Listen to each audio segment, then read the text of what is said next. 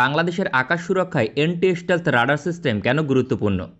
বর্তমানে বাংলাদেশের আকাশসীমায় শত্রু যুদ্ধবিমান গোপনে hello guys, welcome back to another video. Viewer बहुत ही ज्यादा इंपॉर्टेंट किस्म की आज की वीडियो होने वाली है। बांग्लादेश की फिजाई हदूद में दाखिल होना मुमकिन नहीं। बांग्लादेश को एंटी मिसाइल रेडार सिस्टम की नीड है, जो कि बांग्लादेश जो है इंशाल्लाह इटली से बाय कर सकता है। बहुत ही ज्यादा वीवर इंपॉर्टेंट वीडियो होने वाली है। अभी तक आप लोगों ने हमारे चैनल को सब्सक्राइब नहीं किया हुआ, जल्दी से हमारे चैनल को सब्सक्राइब कर लीजिएगा। तो without wasting the time video को स्टार्ट करते हैं। বাংলাদেশের আকাশ সুরক্ষায় এন্টি স্টেলথ রাডার সিস্টেম কেন গুরুত্বপূর্ণ? বর্তমানে বাংলাদেশের আকাশসীমায় শত্রু যুদ্ধবিমান গোপনে অনুপ্রবেশ প্রায় অসম্ভব। বাংলাদেশে রয়েছে শক্তিশালী রাডার সিস্টেম। আয়তন বিবেচনায় দক্ষিণ এশিয়ার সবচেয়ে আধুনিক রাডার সিস্টেমের অধিকারী হয়েছে বাংলাদেশ, কিংবা হবে। কেননা ইটালির লিওনার্দো কোম্পানির তৈরি Kronos long range AES radar system রয়েছে বাংলাদেশের, যার রেঞ্জ 250+ কিলোমিটার। পাশাপাশি ফরাসি ground master 400 long range radar system রয়েছে, যার রেঞ্জ সর্বোচ্চ 515 কিলোমিটার পর্যন্ত। এছাড়াও যুক্তরাষ্ট্র, ব্রিটেন, চীন, ইটালির একাধিক রাডার সিস্টেম অপারেট করে বাংলাদেশ। কিন্তু এই সকল রাডার সিস্টেম প্রকৃত অর্থে স্টেল টার্গেটকে পরিপূর্ণভাবে শনাক্ত করতে সক্ষম নয়। এজন্যই কি এন্টি স্টেলথ রাডার সিস্টেম প্রয়োজন রয়েছে বাংলাদেশের পার্শ্ববর্তী দেশ ভারত এবং মিয়ানমার। সেক্ষেত্রে এই দুই দেশের কোনো যুদ্ধবিমান কিংবা মিসাইল গোপনে বাংলাদেশের আকাশসীমায় অনুপ্রবেশ করতে সক্ষম নয়। কেননা রাফাল, SU-30 কিংবা অন্য কোনো যুদ্ধবিমান শনাক্ত করার মতো সক্ষমতা রয়েছে বাংলাদেশের, এবং কি ভারতের গভীরেও বাংলাদেশের রাডার সিস্টেম নজরদারি করে। কেননা রেঞ্জ বেশি হবার কারণে ভারতের একাধিক রাজ্য বাংলাদেশের রাডার সিস্টেমের নজরদারিতে থাকে, ফলে সহজে বাংলাদেশে গোপনে অনুপ্রবেশ সম্ভব নয়। কিন্তু ভারত ভবিষ্যতে পঞ্চম প্রজন্মের যুদ্ধবিমান অপারেট করবে। তারা নিজেরা অ্যামকা প্রকল্প নিয়ে কাজ শুরু করেছে। প্রকৃত অর্থে এর সক্ষমতা এবং স্টেল টেকনোলজি কতটা হবে, এটা নিয়ে মোটেও চিন্তিত হবার কোনো কারণ নেই। কেননা ভারত এখনও পর্যন্ত একটি চতুর্থ প্রজন্মের আদর্শ ফাইটার তৈরি করতে সক্ষম নয়।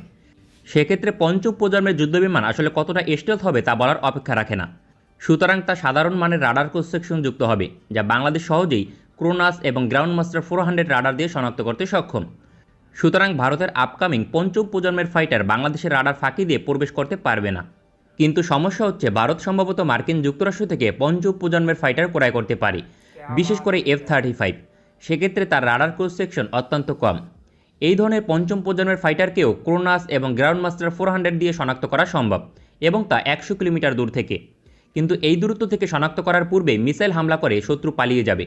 সেক্ষেত্রে আরও লং রেঞ্জ থেকে শনাক্ত করা রাডার সিস্টেম প্রয়োজন হবে বাংলাদেশের। তাছাড়া বঙ্গোপসাগরের গুরুত্ব ব্যাপক আকারে বৃদ্ধি পেয়েছে সাম্প্রতিক সময়।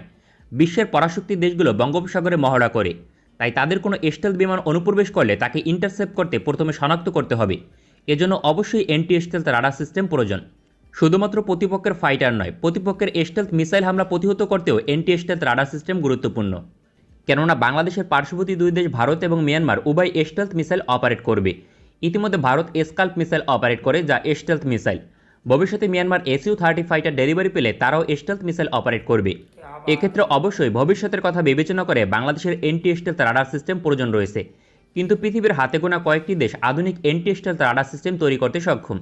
এর মাঝে মার্কিন যুক্তরাষ্ট্র, ফ্রান্স, চীন, রাশিয়া, ইটালি অন্যতম। তবে বাংলাদেশ সবকিছু বিবেচনা করে ক্রয় করতে পারবে 3টি দেশ থেকে। দেশগুলো হচ্ছে চীন, ইটালি এবং ফ্রান্স।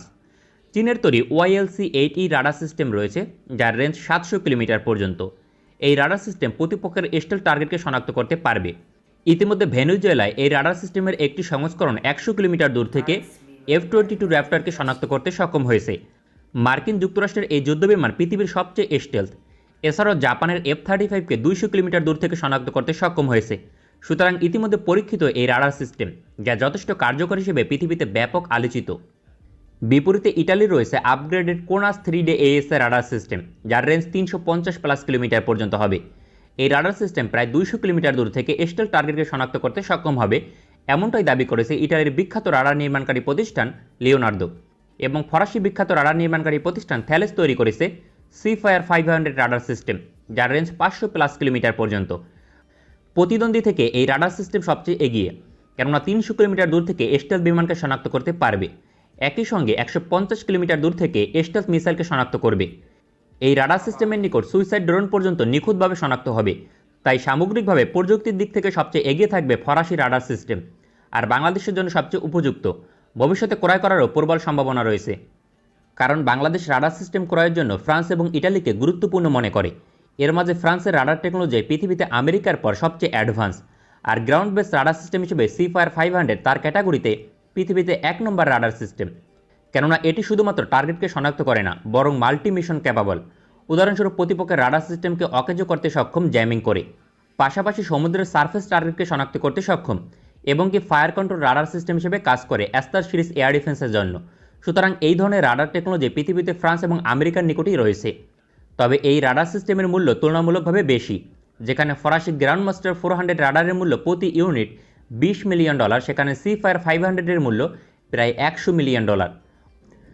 মূলত ফ্রান্স তাদের নৌবাহিনীর পরবর্তী প্রজন্মের বেলারা ক্লাস ফ্রিগেট সহ অন্যান্য ভারী যুদ্ধজাহাজ প্রকল্পের জন্য সিফায়ার রাডার সিস্টেম তৈরি করেছে।